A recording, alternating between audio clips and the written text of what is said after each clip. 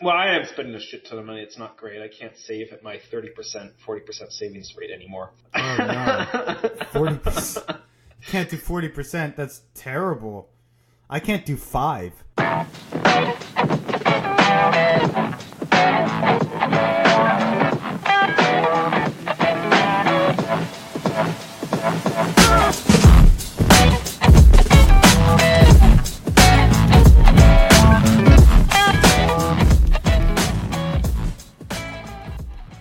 Welcome to Unqualified Opinion, the Pinocchio of podcasts. How's it going, Scott?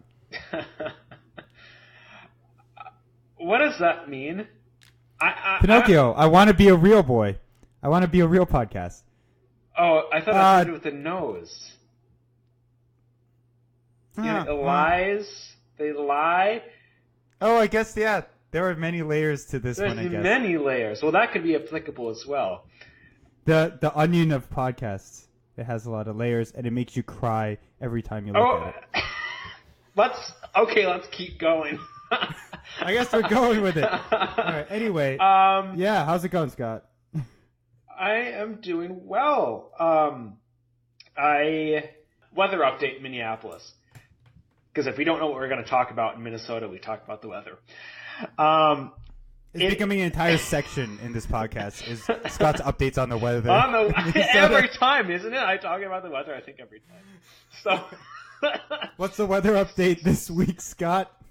Well, right now, we have light flurries and temperature of 28 degrees, 30% humidity, wind chill of 20. I think it's a little breezy outside right now. That's actually pretty warm for Minneapolis this time of year. And I got 7 inches of snow last night. It is a complete sloppy pigsty outside because everything's melting and freezing and melting and freezing. So my walkway is about 6 inches of ice built up on it. Everything has been raised up. Like the ground is now 6. It's like I gained 6 inches of elevation. How unusual is this? Entire property. This is actually very unusual. The thing is, it's been on this cusp of warm and cold, so it'll start. The storms will start. Normally, this time of year, it'd just be rain, but it starts with freezing rain, which builds up the ice, and it snows on top of that, so it insulates the ice, so the ice stays protected. And then it does this again and again and again, and then it gets packed down, and the snow compacts into ice, and it just is it's not great. It's not great, but it's warming up finally. And I was outside today with only one coat. I was shoveling. Only one coat. Only one coat. 'Cause usually people need multiple. I have my under jacket and then my normal jacket and then my coat. If it's really cold, I wear a long underwear too. Why do you still live there, man? Why do you still live there? Because where else should I go? The rest Come to DC. The coast. I am not in-person podcasts. Moving to the East Coast. I hate the East Coast. Do it for the podcast. Okay, let's talk about this another time. It's a ongoing quarrel. So, all in all, I'm doing well. I'm looking forward to summer. So, Steve, how are you doing? More importantly, what are you drinking? Yeah, I am doing pretty well. As is no surprise to probably anyone listening, I drank a little bit too much this last weekend. So I think you also always say that. Yep, I do always say that. It's the Steve drinks a bit too much section of the podcast. So this time, trying to take it easy, I made tea, which is some kind of random herbal mix plus some kind of random orange peel mix. And I put way too much water in it, so it tastes terrible. So I put a bunch of honey and lemon into that, and then poured a healthy dose of whiskey. Yes. And it's basically like a poor man's hot toddy. Steve, I think you started another podcast with exactly the same story.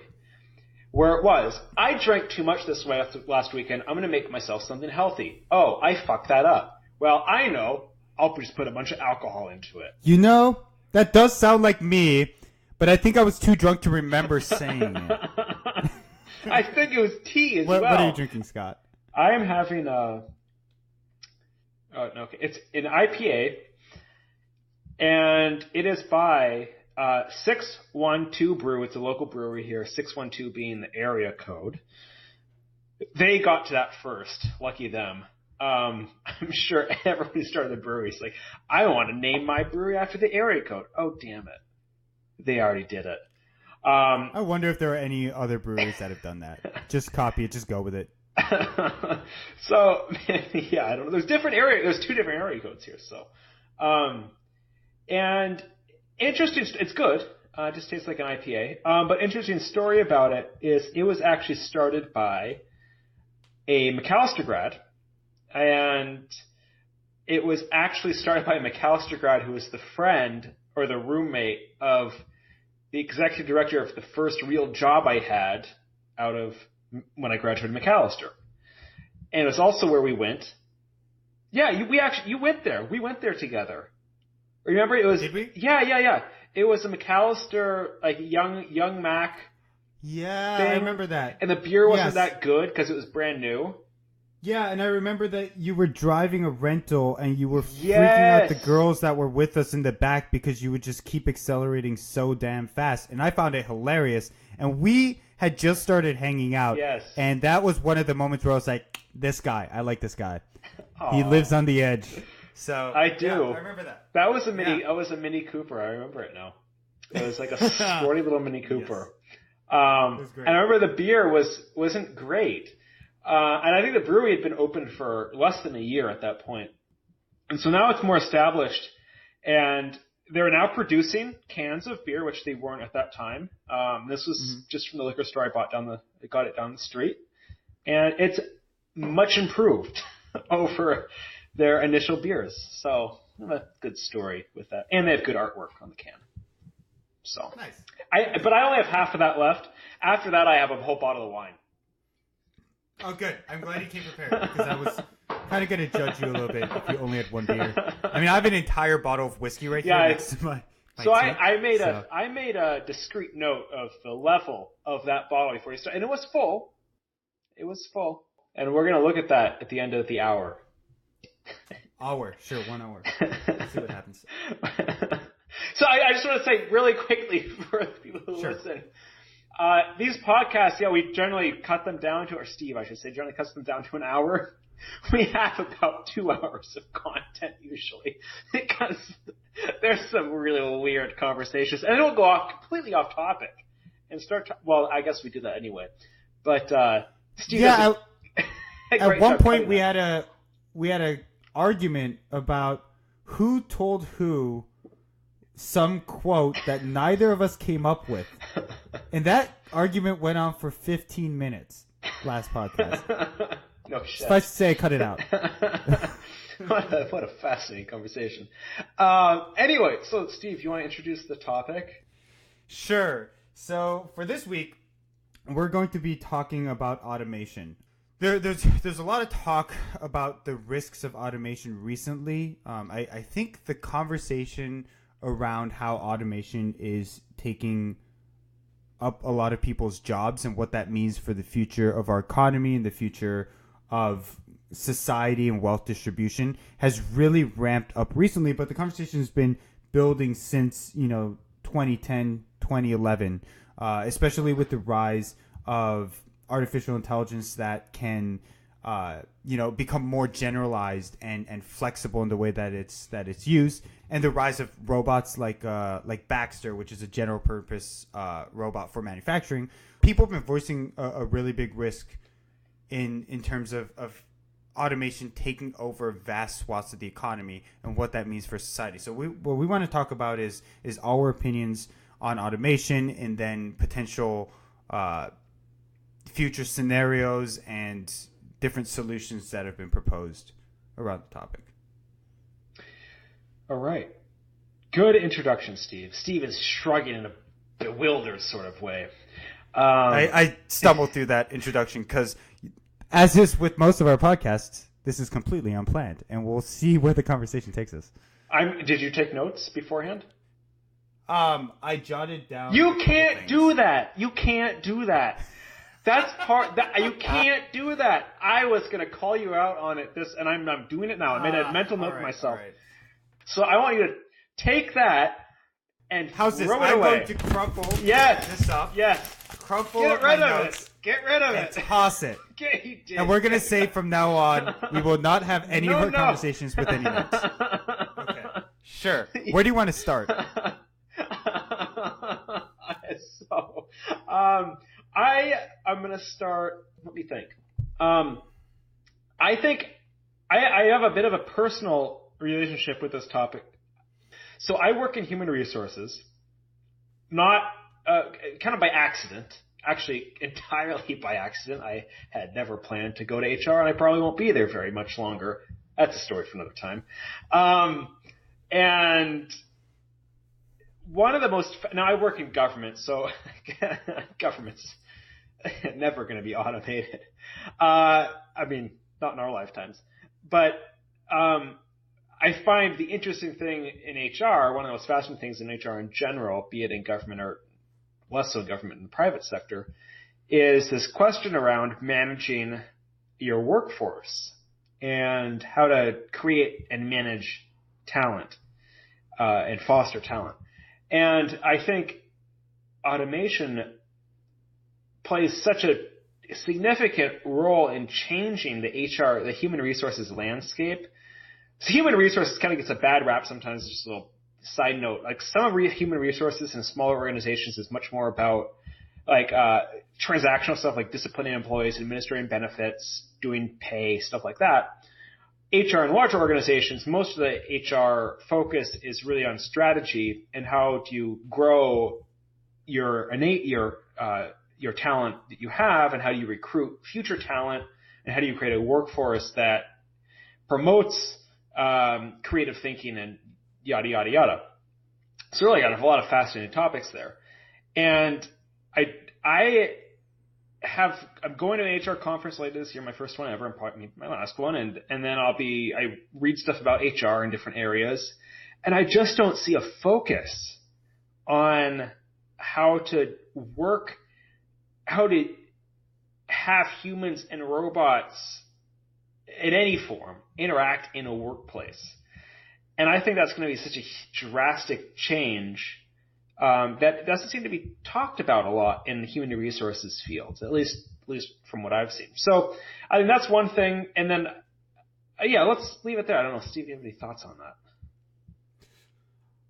I think that it's true of HR, but it's true of a lot of other fields. And the other one I can think immediately of is education, where we're not planning for the kinds of dramatic changes that are going to happen. So I don't really want to get too far into this conversation before actually asking you what your predictions are in terms of what the impact of automation is going to be in the near term, say the next 10 to 20 years, because I think that's the most interesting time span to be having this conversation about.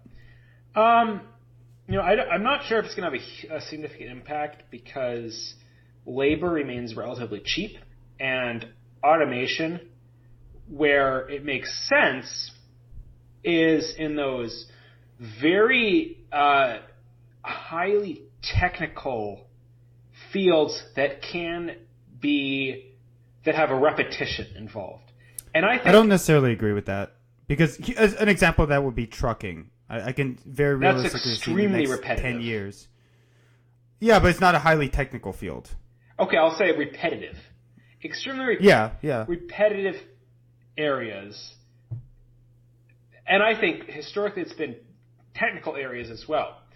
And automation has occurred in those areas because of the technical component of it. Labor has been high. Labor costs have been high. Therefore, it makes a lot of sense to automate it, right? Because production of cars requires highly skilled labor, expensive labor. It makes sense to automate that. Now, what I think is going to happen is the cost of automation, and not only the cost, but the barriers to implementation, the social barriers to implementation are still going to be too high for most jobs, considering labor and a lot of the remaining jobs that could be automated, like trucking, remains relatively cheap and is not anticipated to get more expensive in the near future. And I find that interesting because I don't think that it's realistic to assume, 70, 80, 90% of jobs in the next 10 to 20 years are going to be automated. But I think that enough will that it will have a significant impact on our economy. So the obvious areas would be trucking, right? And I think a lot of people realize why that's happening with the rise of self-driving cars, self-driving vehicles, how much more efficient it is. There are actual laws for truckers that prevent them from being able to drive for a certain extended periods of time, right, for safety reasons. There's also call centers, right, where you can see Google's come out with some new voice assistant that can pretty much make calls for you. I don't know if you've seen this, Scott. Have you? I've never interacted with an electronic voice that has been anywhere close to what I would need from a human. They're doing human testing right now where, of course, it's not going to be able to have a full-on conversation, but where this Google Assistant can make orders for you. So if you want a reservation at a restaurant or something, the Google Assistant will make a reservation for you by pretending to be a human being asking for a reservation. Wait, can I interject something really quick? Because I find something really fascinating about this. So this is like a very small segment of the whole economy, of course. Because a lot of people. No, I think call centers is actually rather large. Well, a lot of people in call centers have second jobs because they don't pay a lot and they're very flexible hours.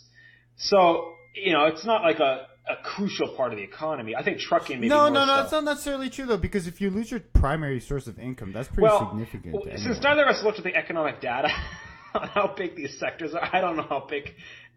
Maybe it is big. I don't know. Call center is pretty significant. Okay. Not as big as trucking, but still pretty significant. So say it's fairly large.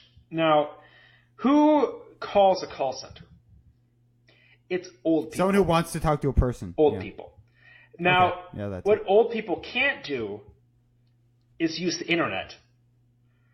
Now, I would never call my bank without first looking, can I do it online? Now, I just want to point that out because, there's all this research going into the ability to talk with these computers, but the challenge is the whole young generation is being brought up. Young, I mean 30 and 40 and under, are being brought up by a society where you don't talk to anyone, and it is so easy to access things from the computer. I don't know. That was a thought I had. It's are we going to transition back to like a more voice-based society someday, where we used to be like that? Are we going to go back that way? I'm not sure, but. I don't know. That's a bit of a tangent. It's starting to deviate quite a bit from the automation thing, so I'm going to try to. Oh, we bring it back. Bring us back on track. There are other. I think the other area, right? Because you have low skilled workers in industries like trucking, also warehousing, retail, call centers, things like that. Easily, exactly like you said, repetitive tasks. You also have repetitive tasks at high skilled jobs, right? Mid management, basically. Any white-collar paper pusher, right? Certain software engineering jobs. And I'm a software engineer. I don't see an immediate risk to my position because I tend to have a job that requires a considerable amount of complexity that's not easily automated. Investment bankers. I want to see them automated. A lot of them have been, right? And... also, things like high-frequency traders. That's all machines now, right? Right? Another big one, lawyers. Right? A lot of lawyers just sift through legal paper. That's easily automatable, right? But then there's the even crazier stuff, right? So there are AI systems that can automate the creative generation of music, for instance. Like there's AI-driven music now that's on par with human music in certain areas. Like you're not going to find it for a pop song, obviously, but anything like house or classical music, you can automate that stuff You can automate the composition of those songs, right? And so my opinion is that the extent to which in the next 10 to 20 years this technology is going to become so advanced and therefore so ubiquitous is something that's really difficult for us to fathom. And our society is wholly unequipped to be able to handle that. It's obvious that trucking is going to be one of the first hit, but it's not necessarily obvious that there could be some Spotify competitor that could produce all of this incredibly creative music that puts a ton of people out of musicians out of business, or if not out of business, then into a severely diminished role, so they wouldn't have nearly the kind of lucrative jobs that they currently have, because maybe they can only do live music where face-to-face interaction is necessary. So my opinion is that this will have a significant impact, and we aren't equipped to deal with it. I think you're discounting the fact how cheap people are. Like, to do all this stuff. Explain. It's so cheap. Most places you can hire someone for $12 an hour to go work in a warehouse. But even McDonald's is trying to automate people. Like, you got the minimum wage laws in certain states, and they're just saying, "Fuck it, we're going to automate these people." Mm-hmm. You know? Really? Like, are they doing that wide scale? They're trying to with their cashiers. Right, not their back cooks, obviously, but there are even restaurants that are fully automated outside of someone to help people figure out how to use the user interface for ordering, including the cooking. That's happening in San Francisco right now. Well, see, I would argue in that case that they're not doing it because it's cheaper. They're doing it because it's a marketing strategy largely, right? You say but realistically, in the next 10 years, it might become. It could be, but you know, I just don't anticipate the type. Looking at our economy is transitioning to a white collar economy. We have lots of people who have already been put out of work by automation. Partly why Donald Trump has been elected. Actually, probably one of the big reasons he's been elected. Probably one of the biggest. Yeah. And they're looking for jobs. Now, we have a tight crunch in our economy on certain levels of employment, right? It's a technical skill-based jobs, plumber, welder, things like that. Now, that's going to be more complicated and more expensive to automate because it requires so much dexterity, right? Now, well, I don't think those are the jobs that are going to be automated. Well, right, but I'm saying, so then what you're left with is a lot of people who they aren't being trained into those types of positions because our education system isn't set up for that. So we're left with a surplus of unskilled labor. Now, when you have a surplus, the cost of it drops significantly.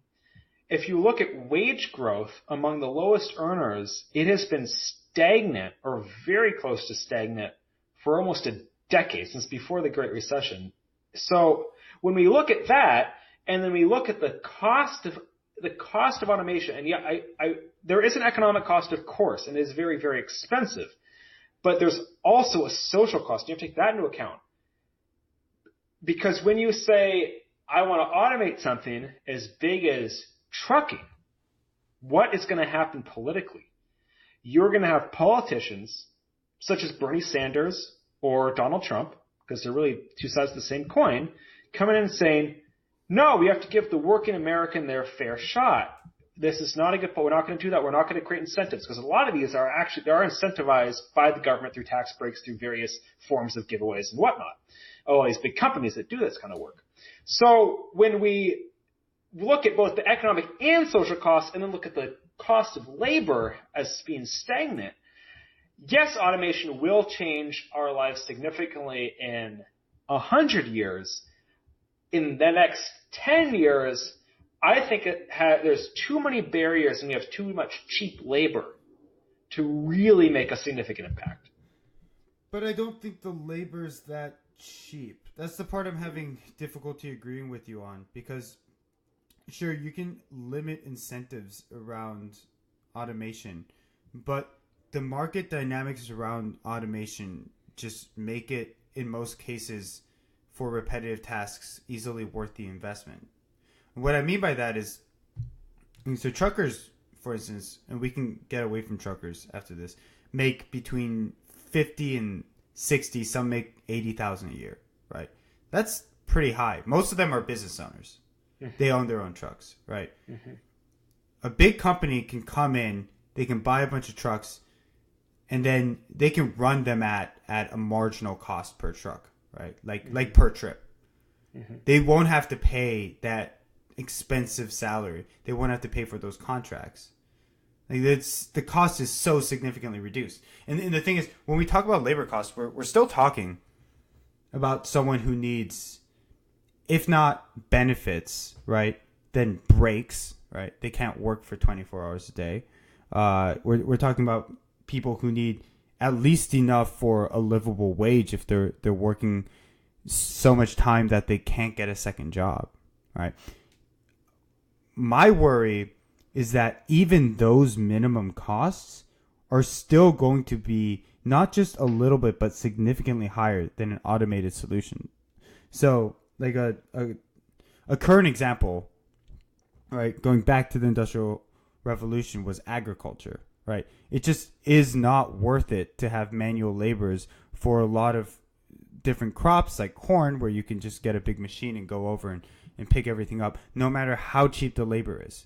The fact that you can't, it's not worth it to give people $1 an hour to pick corn. Like, it's just not, because the machines are so much more efficient. Mm-hmm. And what makes the automation here different, stepping away from the low-skilled jobs that still require some kind of mechanical investment. When you have higher skilled jobs, the problem becomes exasperated in full, because we're talking about cognitive jobs that if you can automate, you can scale to a level that makes the human capacity seem essentially worthless, right?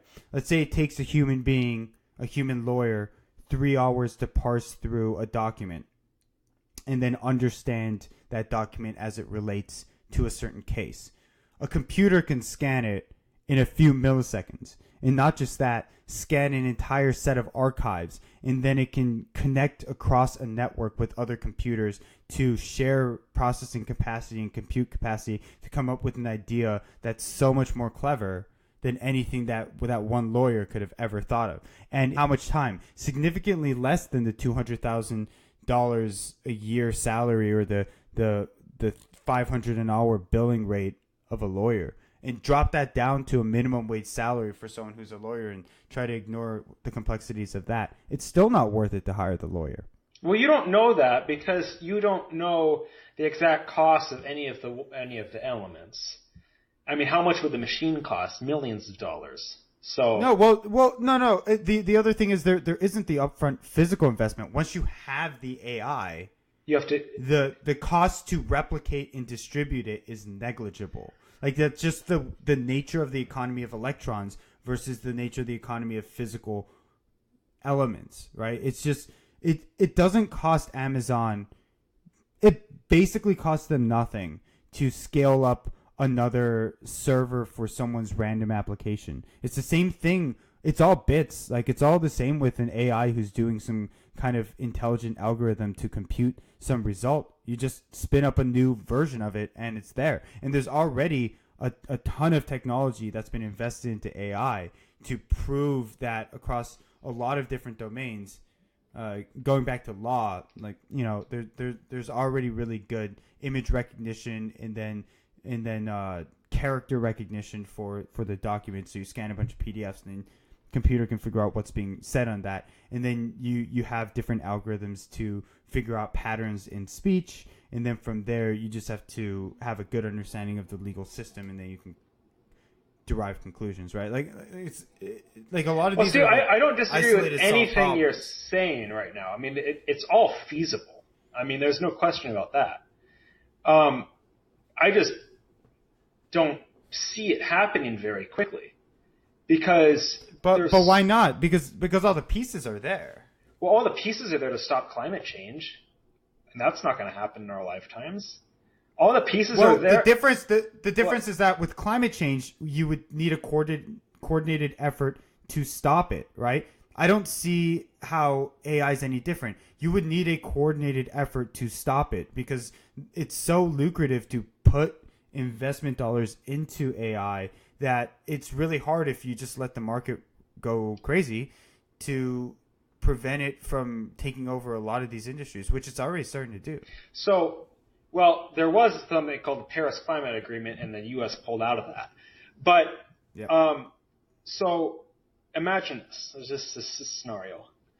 I think the most logical thing to be quickly automated it would be truck driving. So let's just go with that. So it's automated. The 3.5 million truck drivers are laid off. And in an ideal society, we would retrain them to do something else. Well, that won't happen in the U.S. It's never happened very effectively. And so what's going to happen? There's going to be a political crisis. And it is a compelling story. It's a very compelling story. We've been put out of work by robots. Now, back in the day, when we automated car manufacturing, we didn't have as much political blowback because the economy was growing so strongly back then, and also there wasn't a network of you had enough social media. You couldn't expand stories a millionfold via social media like you can now. But we have a combination now where you can create these compelling stories and propagate them to a 300 million person audience, the whole country, in a matter of hours. And you have an economy that is sluggish at best. Now, again, that's the recipe for a political catastrophe. Now, what is a politician going to do? They want to be reelected. They're going to say, no more automation. Extreme restrictions on automation. I mean, it's a very logical. I mean, that's just how it would play out. It's very interesting to me how, because of your public policy degree, you jump to the weight of policy. I'm less open to the idea that policy can make a significant dent in the rise in automation, mostly because it clearly hasn't so far, and a lot of the research that's significant and required around a lot of these areas of automation have already been proven and tested to be completely viable. Well, there hasn't been a lot of policy action because it hasn't had a big impact yet that's been felt in a visceral way. Well, here's one way that it's been felt in a visceral way that there's been basically no policy on.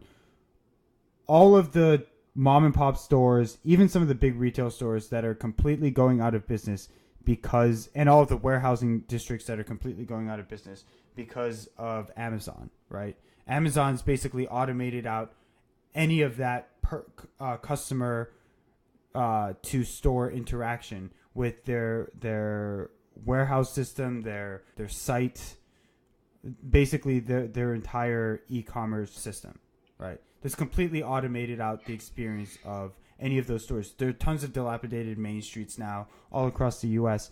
No policy action has been taken. Well, Steve, and you know you're why? being No, too but here's why. optimistic. No, wait. Let me just say why. Let me just say why. Here's why I think there wasn't any policy taken on this, and here's why I don't think there will be policy taken on any of these other dramatic changes, like with trucking. In the same reason why a company like Uber, when cities try to prevent them from coming in, there's massive blowback. It's because the automation benefits consumers in excess, right? It helps them so much. People love Amazon. I mean, they might at an abstract level hate the company. They might even go out and protest and then go back and shop for their protest signs on Amazon. Because at the end of the day, a lot of this automation and a lot of just the tech industry and tech innovation in general, and I don't want to sideline into that, is leading to a lot of benefits for consumers. And it's really hard to make policy that's going to say, hey, you see all these great things that are happening? Look at all the self-driving cars that we have. Look at all the Google assistants that will do all of your menial conversational tasks for you. We're going to restrict you from having that technology to help out this small sector that most of you consumers never see day to day, right? We're not going to allow these self-driving car companies to significantly reduce shipping costs so that you basically get free shipping. No, we're not going to do that because we want to help this small minority of people. But following that logic, I mean, the government helps small minorities of people all the time through policy. All of the entire policy regime is structured off helping small subsets of people. And I think the most obvious one is the coal industry, right? I mean, we give large subsidies. Steel industry, manufacturing in general, gets huge handouts from the government, be it through tax breaks or other incentives. So, I mean, that's very, very, very, but it's compelling. And I think one of the reasons, I mean, it's a compelling story. It's American, right? It's a compelling story. I think it's all about the story. If you look at Amazon, I think one of the biggest reasons they're having the policy implications is who does Amazon impact negatively? Immigrants people who run mom and pop stores. You're either an immigrant or you're poor. We don't care about them. But really, they don't vote. They don't carry political weight. So it doesn't, and there's no good story around mom and pop stores. And then you have bookstores. They're elitist. They don't need support. Who reads books, for God's sake? Right? I mean, this you can turn on the news and see this every day. It's about the story. Amazon has impacted a segment of the population that people care about that because it's quote unquote American, right? And it's impacted marginal communities. Same with Uber. I mean, you are never going to see some cities that are extremely progressive will take a stance against them, but generally Uber's going to win because who drives taxis? Immigrants. Who gives a fuck? Right? And yes, it's callous, but yeah, but that's really a lot of these automations we've also come into areas but we've lost a lot of manufacturing jobs, for instance. So that's a very quote unquote traditionally American.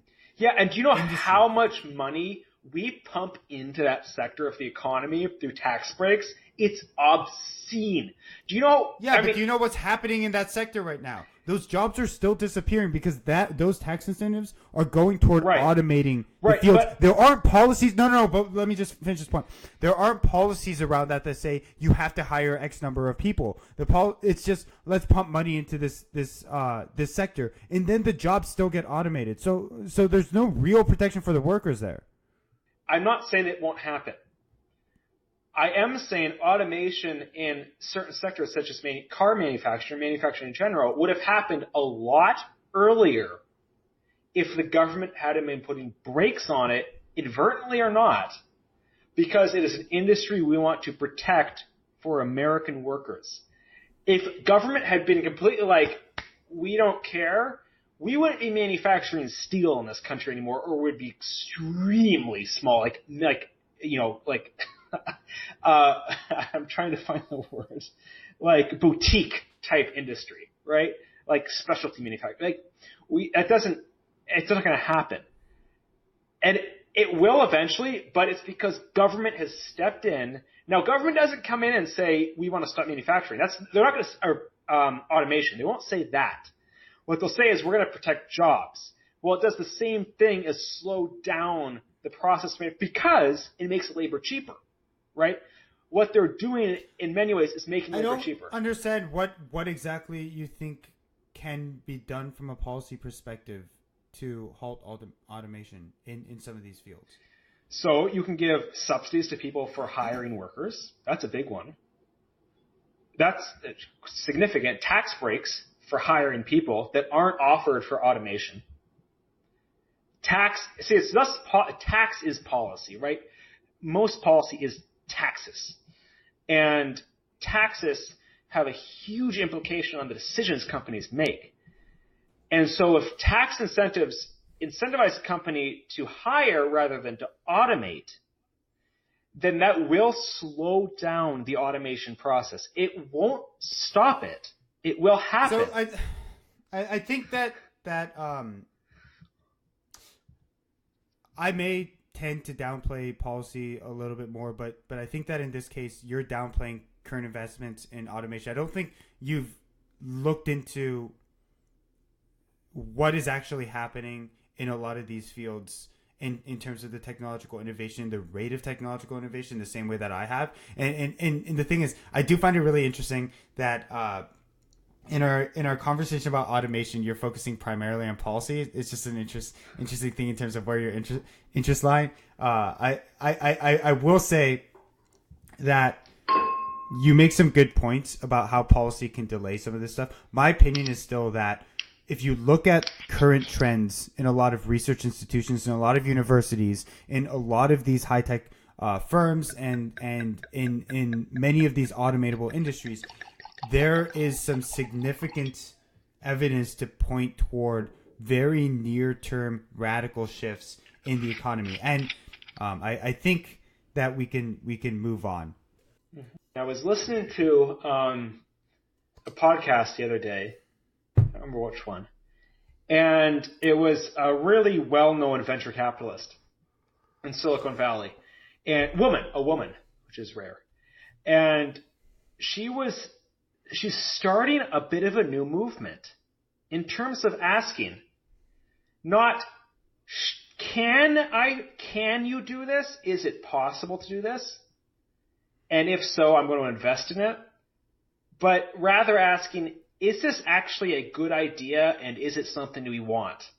Now, I'm not saying that it extends to automation, but like, there's a lot of stuff I think this dumbest thing is the juice thing, right? Like that juice thing that like, you had to buy the whole machine to squeeze the juice, but you could also just buy the bags of juice and squeeze them yourself. Like, that was dumb. And it was like, I don't know what that is. Oh, really? Okay. But I think anyway. I think the problem with that is that, yeah, I mean, sure, you can decide more selectively on what you as an individual invest in if you're some big shot venture capitalist, but be 100% sure that if you choose not to invest in something, 10 people who are billionaires in China will definitely invest in that thing. But that wasn't the argument, though. So that wasn't the argument. It was a moral argument, right? It's like, do I personally think this is a good idea or not a good idea? It's not about making. It wasn't about making morals money. Mean a lot less than impacts. So yeah, but if the impacts are really negative, and yeah, sure. No, I mean, it's a good point. I'm just saying that just because you can try to push a moralistic worldview doesn't mean that you're going to be able to prevent certain things that you don't like from actually coming into fruition. However, we're going off topic, but let's say, now, anything that is extremely successful in this country, or most things, are good ideas and do benefit society. And I'm talking about things that last for, 300 years. For a car, that's generally been a positive. You can argue otherwise, but it's generally positive. Now, there are other factors, such as cigarettes, for example. Now, imagine we have like a modern day cigarette, such as the Juul. A lot of research now showing that that product actually increases addiction to nicotine, and is actually a gateway drug to cigarettes. And it addicts children to nicotine. So, looking at this, so it's like, this is actually sounds like it's actually going to have a negative consequence in society. So I think and we're not talking like short term, sure, the story might be compelling, but I think the argument is, let's sit down and really think on a case by case basis, what are the social ramifications of this? And from an economical standpoint, Juul is now being regulated up the wazoo and has a lot lower valuation because of that. So I think the argument is, and actually if you look back in history, it's a very sound argument, that if an investment is good for society, it's a good economic investment as well, right? And actually the investments that are good economic investments, and if you're investing for the long, long term, those tend to be investments that are also good for society. And I think that's the argument. that it's like, the key is in the long term. It's the long term, right? And if you're like in it for the short buck, or if you don't want to wait until you see what the actual ramifications of that is going to be, then it's harder to tell, right? But the argument goes that if you're looking for things that are really good socially, generally they are good investments. Much more so than throwing dart. I mean, it's more than just randomly picking what you think are good investments. If you look at the social impact of them and you think it's going to be good, they tend to be better investments. And actually, this is another completely different story, but really interesting. If you look at companies that invest heavily in their employees more than makes economic sense, like they could get the same quality employees to do the same quality work for a lot less money, those companies actually perform better in the S&P 500 over like 100 years or 50 years than companies that do That's not. Interesting. And it is. I do wonder if that matters on the size of the company, though. But it is. Certain times you just don't have the resources to be able to afford that. And it was statistically significant. And they normed it for the size of the company. And so the question now is, well, if the companies that invest heavily in their employees have this like social conscience and to conduct business in a way that is more sustainable and guaranteed success over a longer term of time, then companies then do not. And it's a really fascinating argument. And I think it somewhat ties to automation in that, yes, like jobs can be automated. There's no question about that. And some jobs being automated, such as like delivery, I think make a lot of sense and could benefit the society as a whole over time. Now, I think it's also important to ask the question, and this is getting into what you want to talk about, it's important to ask the question, now these jobs could be automated, but is it a good idea to automate them? And I think something like nursing could be automated really fairly simply, I would imagine. No, nursing's one of the things that would be really difficult to automate. I think that the things that are going to exist in the long term, in terms of the jobs that human beings are going to have, are going to be the ones that require you to be social. Right. So a doctor, right? A lot of what doctors do are easily automatable because their jobs really consist of processing large amounts of data, looking at an example, trying to derive a solution from past experiences, right? So, even with surgeons, it's just mechanical complexity, but still the same kind of thing. But with a nurse, the goal of a nurse is establishing rapport, human connection, being able to help a patient through a process. Right. But so I want to interrupt really quickly here because I want to finish my point on the nurse. So a lot of the operational activities a nurse does can be automated. My aunt, you met her, Heather, she's a nurse. And a lot of what she does, and in her job description, it's like very discrete, like repetitive things. Because her job description doesn't say bond with the patient, right? It's like take notes and then transcribe them and like do this and do that. And like measure this much medicine and inject this much I mean, it's just like... Yeah, but a good nurse does bond with patients. Exactly, but what I'm saying is because maybe you've had experience with nurses or know about nurses and you're more, enlightened person, you're like, no, that wouldn't be a good industry to automate, even though I could come in as an investor and say, look at what this nurse does. 99% or 95% of what she does outside of talking to the patient could be automated.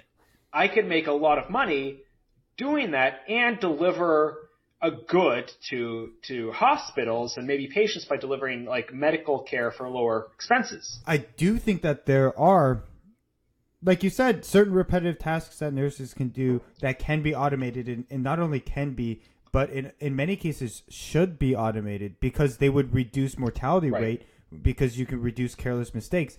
The problem is if you try to completely replace the nurses, what you can do instead is delegate certain tasks to some kind of automated system, but then still have that human element, the part that's so important, the human interaction and bonding and helping someone through difficult circumstances and things like that done by a person. The difficulty there is that you need significantly fewer people to do that. Right. Because you don't need them to do the repetitive tasks.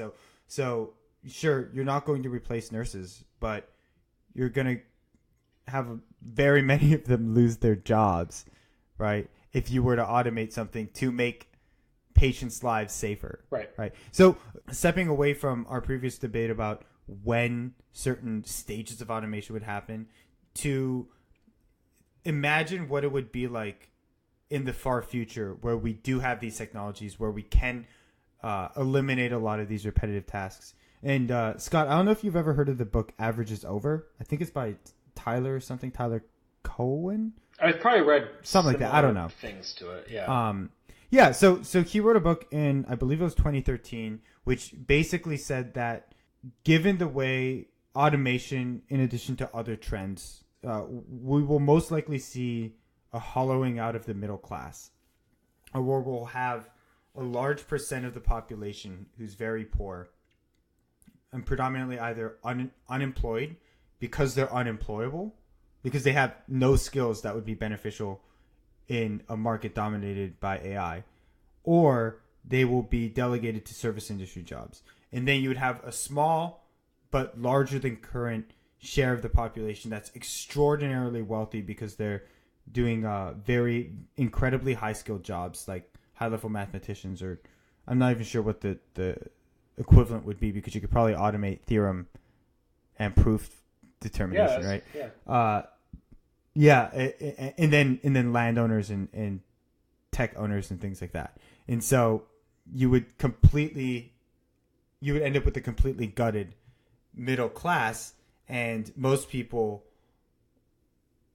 who are employed will be doing basically only jobs that focus on human to human interaction. So babysitting for super wealthy people.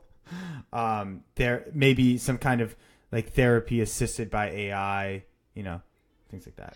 It's interesting. I had to check myself because I was going to say I'm very much middle class. I looked at a graph recently. I'm actually upper middle class, which as a single male, which freaks me out, thinking that there's like 60% of the American population makes less than me. It's a little terrifying. And I think that in my type of position, I think there's a lot of positions like mine. I mean, I'm in HR. I mean, I'm not like HR, but where I am given a broad challenge that involves a shit ton of people. And it's like, figure out how to sell, how to interact with the University of Minnesota, with colleges, with students in a way that makes public service tangible and interesting and enjoyable and relatable. And that is a problem that I don't think if you have a computer, at least not in our lifetime, it could ever solve. Because it's like there's. Don't worry, we'll automate out the colleges and then we won't need your job. What I'm saying is like there's positions that there's like infinity right ways and like so much testing and like relationship building. And I think there's a lot of jobs in the middle class that are similar to that. So I'm not entirely sure if there's going to be a hollowing out of the middle class, but of more of a hollowing out of insides of specific jobs. So like maybe my job has some pieces of it that could be automated, and God, I wish they could be automated because I hate doing them, right? But that's only 10% of my job. Now, and then you have to ask, would I then so say there was 10,000 or a million of me. Now, if 10% of that million people's work was no longer relevant, would they lay off 10%? No. And this is what I find interesting. So they wouldn't, because what you have is them scattered among millions of different or hundreds of thousands of different organizations. What they would do is say, okay, so you have 10%, you have 90% of your time now, you have 10% time that you could do something else with. Let's do something else creative and interesting with that, right? No, so Scott, the one concern I have with the way that you're thinking through this is that you're assuming all else equal is my job something that can be automated. The problem is all else isn't equal. The entire economy will have shifted dramatically because of automation. The whole notion of a college or university, the whole notion of those kinds of interconnected relationships, the whole idea of having some kind of system of HR might no longer be necessary. Well, if you have optimization algorithms, to determine structural changes, if you don't need the same kinds of organizational structure at all to get jobs done, because you can have a distributed network that's facilitated through AI. There are so many options, and it's incredibly difficult for us now to know exactly what those options are. Before 2000, no one could have dreamed up what a smartphone would be like, right? What I'm trying to say is we can't just say, this is my job now. Imagine we put in an AI that can automate a bunch of things. How would my job change? It's the structure of the economy will change based on this AI, and where can I fit within that? And that's why it's there are too many confounding factors to be able to clearly say that your job wouldn't be automated. My job will most definitely be automated. As a software engineer, I write code. But the thing is, currently, what I do requires an incredibly high degree of knowledge and creativity, right? Because implementation strategies, understanding the business dynamics and being able to translate that, being able to give back feedback to product managers, being able to engage in conversations with people to determine best practices, all of that is incredibly highly social. And at some point we'll talk about jobs, and I'll talk about how the social aspect of software engineering is just as or even more important than the actual technical side of it. But that doesn't mean that it won't get automated, because you can eliminate the need for the social and human connections in software engineering if you can completely automate the entire building of the software stack. Well, I mean, yeah, sure. But again, we're coming back to time. I don't want to dwell too long there. But like that, we talk about trucking taking a long time, or I think. The whole reorganization of the economy is not going to happen in our lifetimes. Well, I don't want us to get caught up in the semantics of that. I'm saying long term. But I'm saying, yeah, sure, long term. But it's like, I guess for the sake of this discussion, it's like, I don't know. I mean, is it so far? Like, I won't be alive to see that. I'm quite sure. I think you have a hard time thinking beyond the current. Well, I'm trying to think back. I'm trying to think back in time. Right. When was there a shift so dramatic that happened within a lifetime? And I have to go back, well, the internet, but even that was very slow to adopt, right? I think mobile was much more significant. This? Yeah, smartphones. No. Oh yeah, way more significant. It restructured transactions. It did not restructure the economy and put people out of work on a vast scale. It didn't. It probably created at least as many jobs as it destroyed. But that's going to be different with automation, because this is why it's different than any kind of technological innovation before it. What we're automating is human capacity for creativity and cognition. That hasn't been the case with previous human innovation. In the past, it's always been, we can create machines that make it easier for people to do manual work, right? That's usually always what it's been. Or we can create machines that can enhance the ability of human beings to communicate with each other. This is, we can create machines that are more intelligent than humans in every single measurable dimension.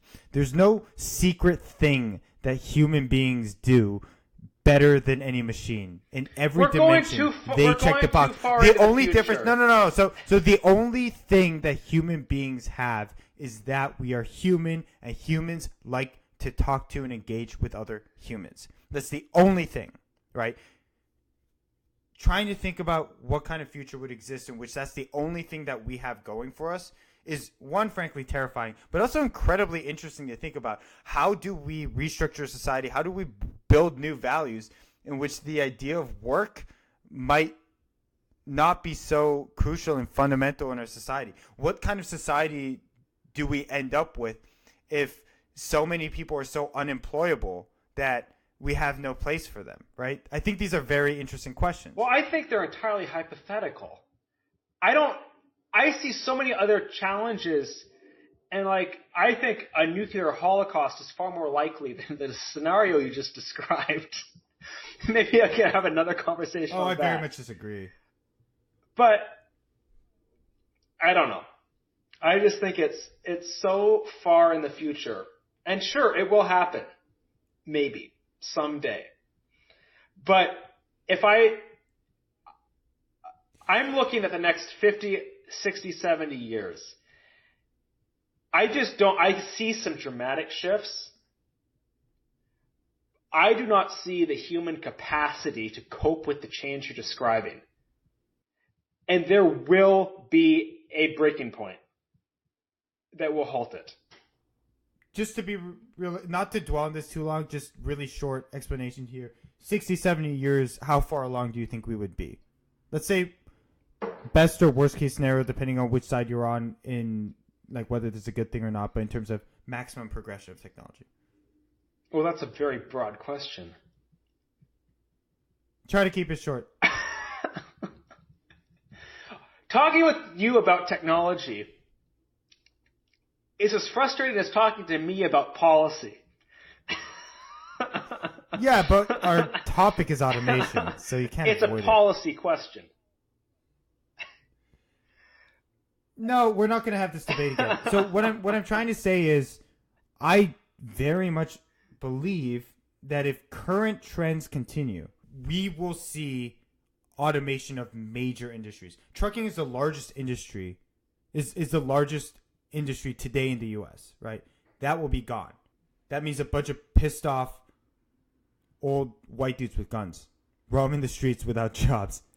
Fucking terrifying. All right. We're talking about call centers. We're talking about super high skilled jobs where people have shit tons of debt right now, right? Whether that's law, whether that's medical, a lot of mid management, that kind of thing, right? We're talking about any warehousing, potentially construction, like significant portions of construction, right? We're talking about a lot of people losing their jobs. And what the point I'm trying to get across and what I'm trying to shift the conversation to is how do we deal with that? But see, I literally don't think that's going to happen. For me, it's such a hypothetical.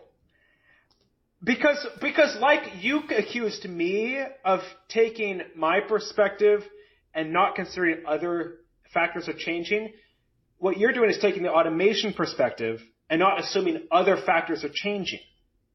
Look, all of this is already happening. I think this is the part that you're having a really hard time. It's all happening. I know it's happening. No. How far along do you think we are? Like, realistically, like, how far along in automation do you think we are? Because the technology exists. It's not like we're talking about theoretically 5 years from now, we're going to have self-driving cars. There now. Yeah.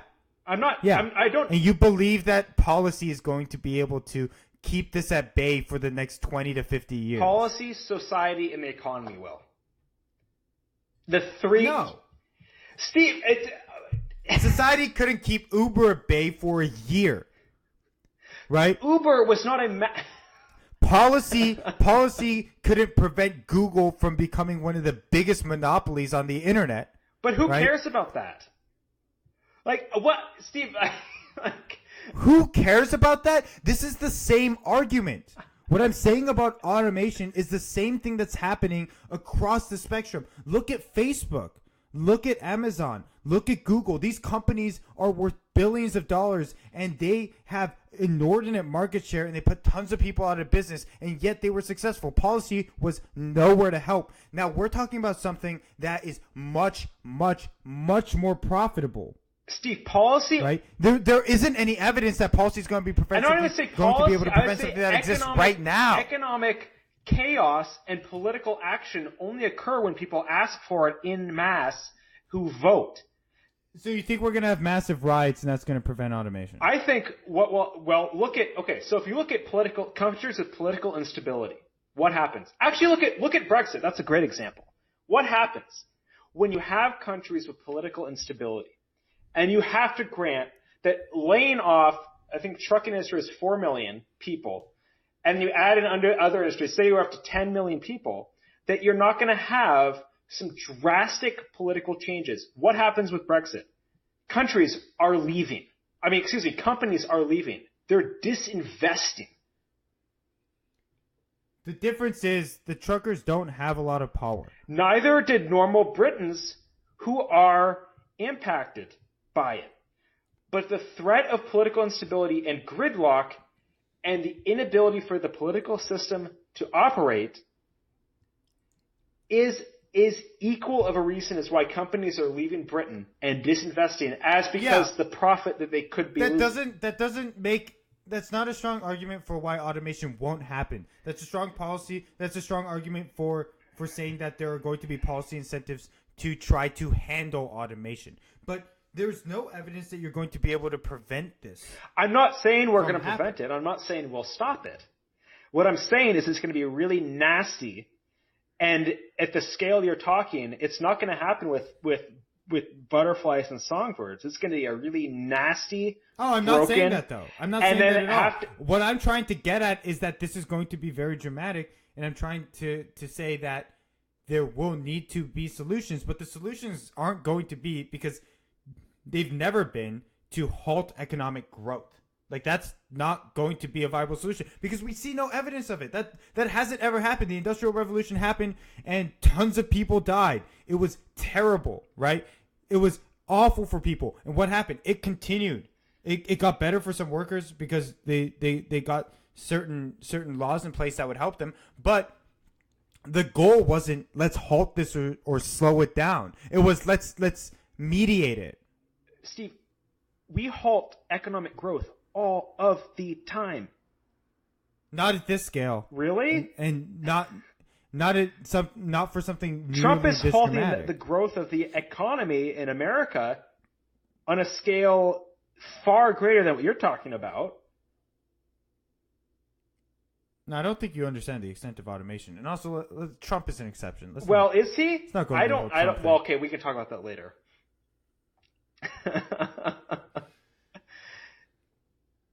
Man, this conversation ended up getting stuck on the minutia. Well, I just don't see. My perspective is a lot of this is hypothetical. That's just my perspective. It is happening now. Will it happen on a large enough scale to where it will have a big enough impact and go smoothly? No. So no, I never said it was going to go exactly. smoothly. So there's going to be friction. Friction slows things down. So I think there's going to be so much friction that it will slow it down so much that it is not going to be economically sound to invest in it in the time in a time frame that is our lives. Sure, then we'll buy from China once they produce it. Well, we already do that. But what I'm trying to say is, just because in America there are regulations to prevent innovation, which, again, I don't believe will happen, not at the level necessary to significantly slow down automation, doesn't mean that technology won't be produced. It doesn't mean it won't get I'm not saying it won't. What I'm saying is it's going to go so slowly. That's going to slowly because there's friction. That's all I'm arguing. But you're talking about slowly as in like 100 years or 50 years, and there's no way it's going to be that slow. There's no way. There's been no policy that's been proven to slow down technological innovation by that much. There hasn't been people demanding it. That's why there hasn't been. There's been no proof of it happening, and I'm not convinced that there's a good argument to say that we can slow down automation significantly for 50 years. If we're talking about technology that exists and I'm today, not we're saying talking about there will never automating certain There'll never industries. be a decision that says we have to stop automation. That's not going to happen. It'll be done in ways that impact the economics of investing in automation. I believe that in the next 5 years there will be dramatic disruptions to the trucking industry. Same with the call center industry. And I find it hard to believe that can happen. We'll take a bet. What in 5 years? A bet. In 5 years, I will say that at least 50% of truckers will be out of a job. Well, no shit. That the industry will shrink by 50%. Well, that's sure. I agree with that. That's dramatic. Not really on the scale of the economy, no. It's not. It is if you're talking about political unrest. Well, it depends on the speed at which it happens. Now, 5 years. In the next 5 years. So, well, 50% of an industry will be wiped out in half a decade. Yes, but there's okay. So, how many workers are there in the U.S. economy? 200 Labor force participation rate is probably around high 60s. It's more than that. It is. So there's roughly with the stance 350 times 70% times 200,000, give or take 200,000. So we're talking about 200 million. 200 million. Sorry. So we're talking about the trucking industry right now, like tertiary activities involved with trucking. 10, 20, maybe 30 million. I looked it up. 4. So 3.5 million truck drivers. So you cut half of that. So what is 1.5 million of 200 million? Sure, it's a relatively small percent. Small. And now what's going to happen with a lot of them? Well, a lot of them will be absorbed into the existing trucking industry in different types of positions that have been created. No. Very much no. Yeah. No, because that's the thing about automation is that the people who get the new jobs aren't going to be the people who had the old jobs. They're going to be high skill. It's not a laborers. 0-1 replacement rate. You have to have people who manage the machines, who manage the people who manage the machines. And you think those are going to be the 50 to 60-year-old truck drivers? Steve, I didn't just say that. I said a small portion of them. I said a portion of them will be adopted back into the trucking industry. I didn't say it was all of them. It won't be. Maybe it's a quarter of them. I think it will be significantly less. I think if it was in the single digits, we'd be optimistic. Well, I think it'll be a quarter of them. Bureaucracy at its finest. And look, what I'm trying to say is that there are going to be significant, dramatic changes. Having half of an industry destroyed is it counts. Well, half of a relatively small industry destroyed is, yeah.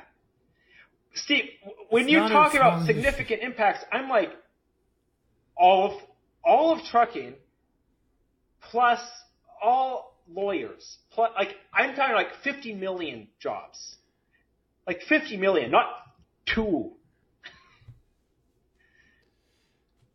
Like, that's incremental. And if that's going to happen in 5 years, it's going to take a long time. Because that's easy to automate. It's going to take a long time. And again, we're back at the time thing.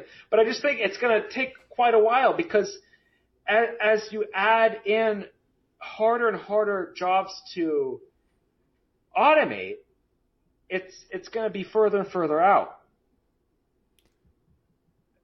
I think it will happen. It will happen.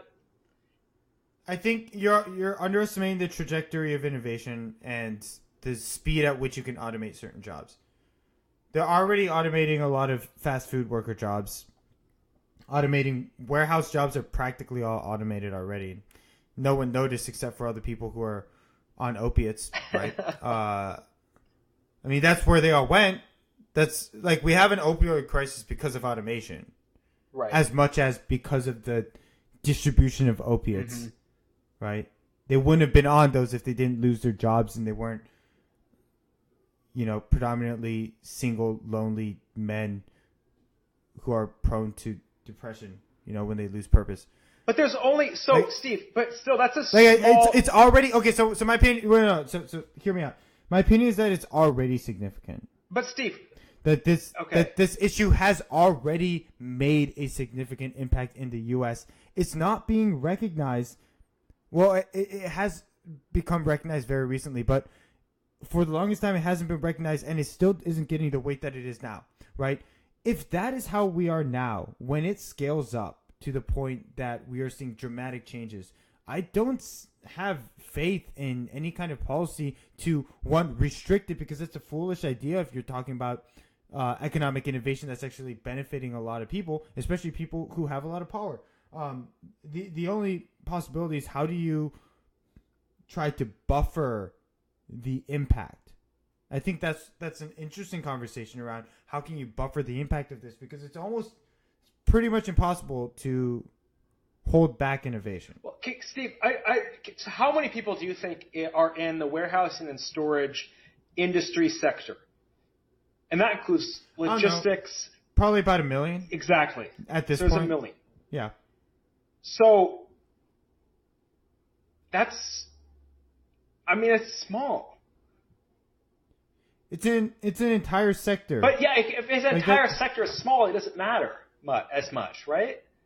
You heard it here first. Scott says warehouse workers don't matter. So well, and a lot of them are. I mean, I guess I don't know. I don't think you see the. I think that you underestimate the social and economic impact of a disruption of a sector that has like how am I underestimating it? Even say the size of the trucking industry, 3.5 million people lose their jobs within a short period of time. That will create a big hit to the economy. That also means, right, 3.5 million truckers. You're also talking about all of the industry that supports it, and I have a hard time believing that's just 500,000 people to support all those truckers, right? Because you're talking about places where they go to eat they sleep in their trucks, but where they go to eat, the gas stations, have sex. Yeah, well, they're truckers. That industry is gonna be the. Man, we've been ripping on truckers quite a bit. Well, okay, so let me back up and so truckers, they're good people. I mean, like, let's not rip on them so much, right? So like, what goes into it? So they have to buy their own truck, right? Well, they don't all have to, but many of them are small business owners. And those trucks are like a bazillion. I don't know. They're extremely expensive, and it's like a house. It is a house, actually. It is. I just, so it's a lot of money. It's a lot of dedication. And if then someone comes in and, I mean, I don't know who would say now you have to buy, who would buy the robot trucks? The trucking companies would have to buy the robot trucks, right? Right, because they. No, you're thinking about this too narrow-mindedly. Well, where would the robot trucks come from? Like, who would buy? What company would run them? I mean, you might have a trucking industry company invest in them instead of investing in these other contractors. Not actually buying the trucks, but contracting with another firm. Right, that's probably the most likely. Yeah. You might have another firm try to bypass the current trucking industry entirely and go straight to the source of whoever wants to get their things transported, right? Are you going to invest in the truck? Maybe I should invest in the robot trucks. I mean, I wouldn't know right now which company to gamble with, so I don't think it's a worthwhile investment. But I mean, the thing is, like, if you can automate trucking and then you can automate airplane travel and you can automate shipping, you can find incredibly cost-effective ways to transport all of your goods around. If you had an integrated network, I mean, why would you even want people? Mm-hmm. Right? Like, seriously, why would you want people at that point? You can make that so much more efficient. Same thing with cars. Like, if we get to a certain inflection point with having automated cars, it's like, man, this would be a lot easier if we had no people on the road, because the cars can communicate with each other and build an integrated network. It's just like, it compounds on itself. Not to get, I'm getting on a tangent, so continue. Steve and I this is a classic argument between Steve and I, because Steve is a technologist and I'm a pragmatist, a policy pragmatist. Oh, that is unfair. I'm a pragmatist. Steve is a technologist and a pragmatist. I'm a technological optimist. He's a technological optimist. And Scott believes in the Stone Age. I believe in technology, so I think the challenge with Steve and I talking about these arguments is he's a technological optimist. I am a political realist. And the two, and that's not a good thing either. And I think the two are I'd say you're a political pessimist.